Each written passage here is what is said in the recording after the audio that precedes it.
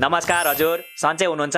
सन्चै छु नेताज्यू, भन्नुहोस् के खानुहुन्छ? चटपटी के पानीपुरी? केही नखाने हजुर, हामी त भोट माग्दै पो आएको तपाईको पसलमा। किन आउनु भएको त हजुर? मैले बोलाएको थिएँ र।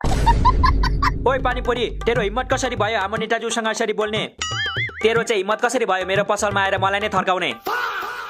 थर्काको होइन, वार्निङ दिएको। हाम्रो नेताज्यूसँग राम्ररी बोल्ने अबदेखि। चुप लाग, मेरो प्यारो जनतासँग यसरी बोल्छस्? म जनताको नोकर हो। उहाँहरूको माया, उहाँहरूको गाली सबै अपनाउनु पर्छ मैले। Are you comedy me? के भन्नुभयो नेता अङ्कल? तपाईँ हाम्रो नोकर हो नि नानी, म तपाईँहरूकै नोकर हो। म हर पल हर क्षण तपाईँहरूकै सेवामा लागिरहेको हुन्छु। अच्छा, त्यसो भए एउटा काम गर्नु न त, हाम्रो पछाडिको टोयलेट लास्टै फोहोर छ, गएर सफा गरिदिनु त।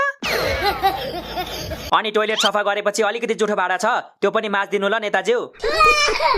ओइ केटा हो, जा एकजनाले टोयलेट सफा गर अनि अर्कोले भाडा माझ्दै जा। के बोले भाइ? त्यस्तो कहाँ हुन्छ नेताज्यू? आफूलाई जनताको नोकर भन्ने अनि काम चाहिँ हामीलाई लगाउने। बात त सही है। मैले त घरमा पनि टोयलेट सफा गरेर आएको, म त केही काम गर्दिन अब।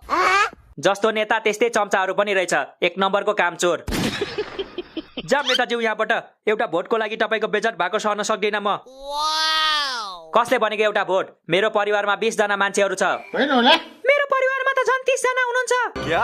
एउटा परिवारमा 30 जना कसरी हुन्छ? परिवार हो कि गाउँ हो? हाम्रो जोइन्ट फ्यामिली हो नि त दाजु, हामी सबै मिलेर बस्छौं। जोइन्ट फ्यामिली नै भए नि 30 जना कसरी हुन्छ? कि घरपट्टिको र माउलोपट्टिको सबै एकै ठाउँमा बसेको छौ?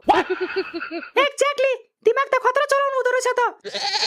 यस्तो दिमाग भएको मान्छे किन नेताको झोले भएर हिँडेको? म झोले होइन है, उहाँ मेरो दाइ हो, त्यसैले दाइलाई सपोर्ट गरेको मैले। ए भनेपछि तपाईहरु दाजुभाइ हो? हजुर हजुर। अनि अनुहार त अलिकति पनि मिल्दैन त। तपाईहरुको आमा बाबाले छुट्टा छुट्टै बिहे गर्नु भएको थियो कि क्या हो? बस बस बस, बस्दिन बस्दिन बस्दिन। अबे साले